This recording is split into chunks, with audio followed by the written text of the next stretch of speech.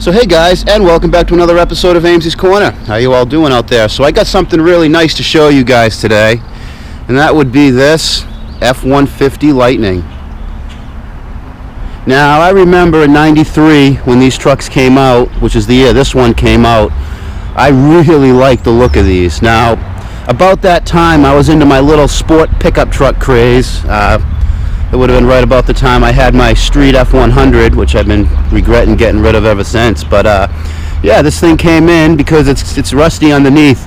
The frame's rusty. It's got some issues with the spring buckets and shackles in the back, but we're not going to be taking care of that right yet. We're just going to be treating all the rust in the frame with phosphoric acid. Yeah, but I figured we'd take a little walk around and see what we got kicking for early '90s performance truck. Yeah, pretty much just a relatively off-the-shelf component vehicle with a couple of exceptions.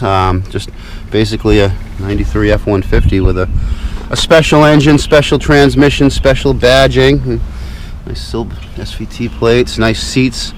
The seats are different and totally different center console. I like it though. I like it. Those adjustable bolsters. Yeah, adjustable back of your knee bolsters. A lot of support to help hold you in. Now these trucks are touted to have some drastic suspension and frame upgrades, but I didn't see much different than a normal one. But we'll take a look at this. I believe these only came in two colors. I might be wrong though. I've only ever seen white and black. This is actually the first black one I've ever seen in person. Seems like all of them are white. With the SVT wheels, real wide rubber on it. Not a lot of power though. Definitely isn't a powerhouse. But this one's got a little trick up its sleeve that wouldn't have been done by Ford on these. A lot of people think these are supercharged. The first gens, none of these were supercharged. They weren't supercharged till the second gen of the Lightning, which would have been I want to say very late '90s. Get this thing inside and set up on the lift and see if we can spot the differences between a stock F-150 and a Ford SVT Lightning. All right, we got this thing up on the lift. Let's just see what we got going on here. So first thing we're going to notice is a lot of the frame rails are all blacked out. We treated this with the acid last night. I mean, I treated it with the acid, the phosphoric acid I like to use. So yeah, it's got a few issues. We got some rotten out spring buckets here, shackle buckets. The shackles don't look very good either, but that's a common issue with these trucks. That's no big deal. These parts are available, inexpensive, and it's not really that bad to grind out and buck out the rivets and replace it. But something definitely has to be done with that. And yeah, nice torque bars on the springs, so you keep the springs from wrapping up. This one has a nice MagnaFlow exhaust on it. Pretty cool, pretty cool. Yeah. You can see where the stock exhaust would have ran down through there. And 8.8, that's an 8.8 rear end with a preloading cover on it. These will preload the carrier bearings. Something a little stronger.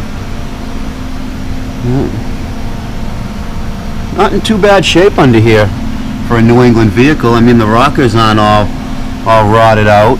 So it was definitely cared for at some time. This other side, passenger side, looks pretty good.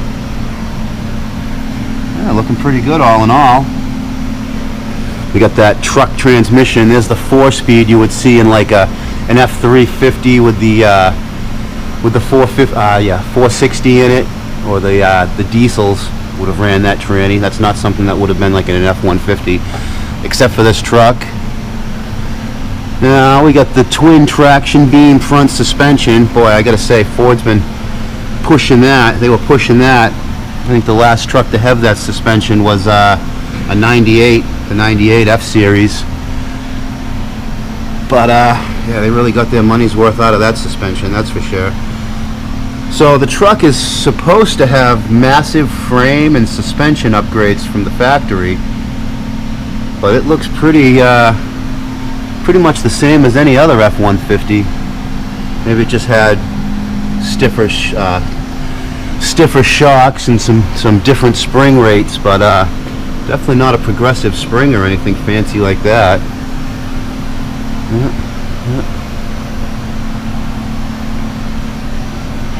Looks like it's got some Mac equal length shorty headers. We'll get this down and look at the engine. But everything looks pretty good under here. It's ready for New Hampshire oil undercoating. That's going to be the next thing we do under here. But first off, we got to go for a little drive and blow off all these drips, these acid drips everywhere. We got little bits of dripping acid that didn't quite take, so we got to get that all blown off before we undercoat it. So why don't we get this thing down, take a look under the hood, and go for a little drive. Alright, I got the hood propped up. Like I was saying, there's no hood springs. Normally these would have springs to lift the hood up. But this is a plastic hood or a fiberglass hood. Not totally sure, but yeah, no hood springs, no prop rod, and the release latch is right here, real tough. That's why we... Well, there it is, the 351 Windsor high output. This is the only high output version of this motor that you can get in these trucks. And there are those Mac equal length shorty headers, I believe they are. Real nice header, pricey though. Pro Charger, Supercharger, I believe that's a Pro Charger. Definitely not stock. These weren't supercharged. None of these first gen Lightnings had a supercharger. That would have been the second gen. The 5.4 Triton motor would have been supercharged, but yeah, not bad looking, not bad looking. The Lightning intake, pretty much just the car intake. It's not intercooled, just goes right from the supercharger into the intake, no intercooler, so that kind of limits the amount of boost this motor can produce without making so much heat. It's going to burn holes in the pistons. Yeah. Stock would have been about 250 horsepower, maybe a little less. You know, weren't really powerhouses, but you got to remember, in '93, nothing really was a powerhouse back then. So, you know, 250 horsepower is all right for a lightweight truck. You know, two-wheel drive pickup truck.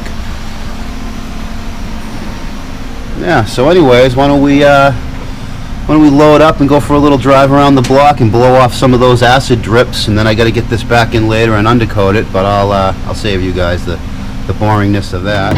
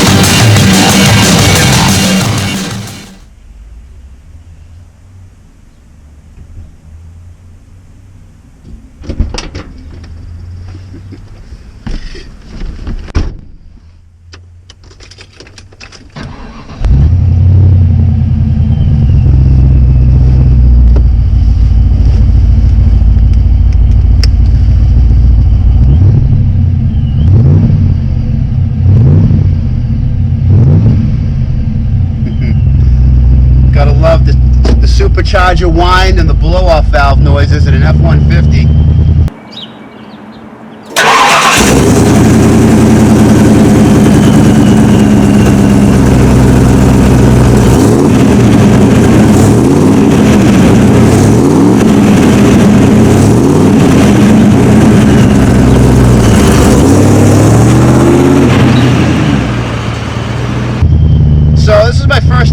driving a Lightning. I never thought I'd be able to get behind the wheel just because they're getting rarer and rarer and older and older. So, not really going to get on it. We're not going to really test any limits of the performance. We're pretty much just going to get a driving impression. It's not my truck. It's not my truck to beat on. And unless I have explicit permission to get on the loud pedal, I can't beat on somebody else's toy.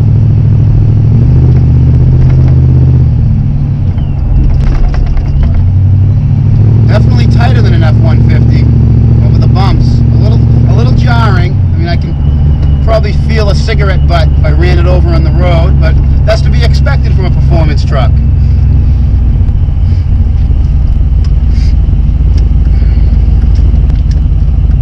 So this truck's main competition when it was out would have been like the GMC Cyclone, and this is a little less powerful, a little slower than the Cyclone, but I think that Supercharger might close that gap by a substantial margin.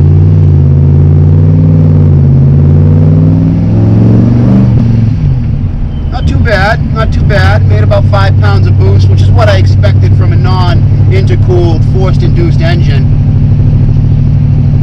Now, I don't know if this engine is stock internals or if it has lowered compression and a cam with more overlap to help out with that forced induction.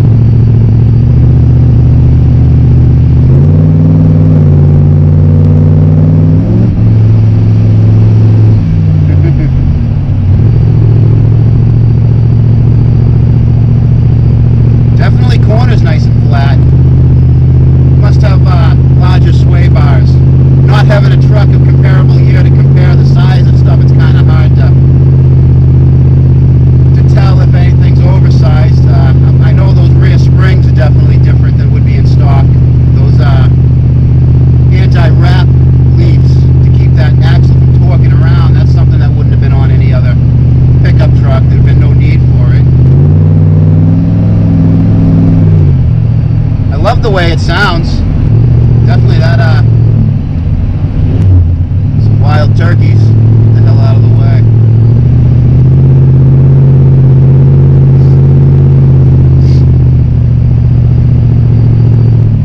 So we got the hairpin turn coming up. Let's see how this thing handles it.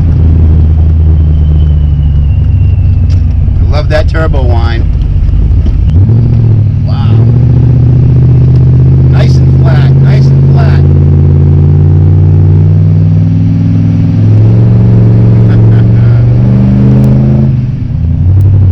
Boy, really fun carving these turns in this truck.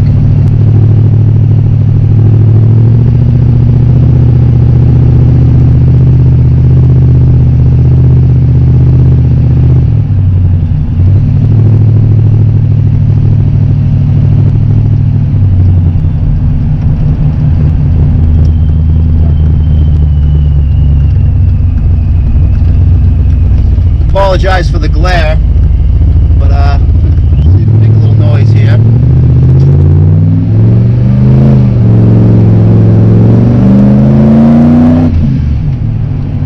Nice, nice. What a fun truck this is. What a fun truck.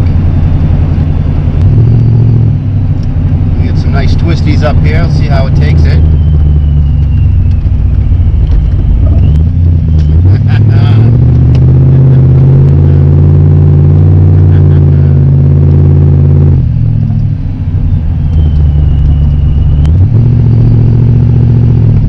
Boy, the noises this thing makes are more fun than driving it. Just listening to that Supercharger do its thing.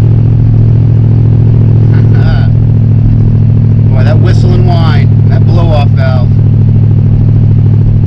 What a fun rig, huh? What a fun rig. Alright boys, I'm back at base. I'm gonna get some other cars fixed. What a fun truck, huh? What a fun truck this is. I've got to build something like this someday. I want an F-100.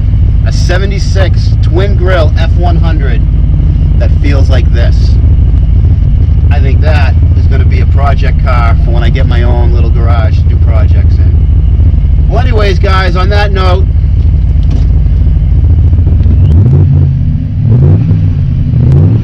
that was a ton of fun. That was a ton of fun. Sometimes I really love my job, boys. Sometimes I really love my job. Well, anyways, until next time, keep it out of the cabbage.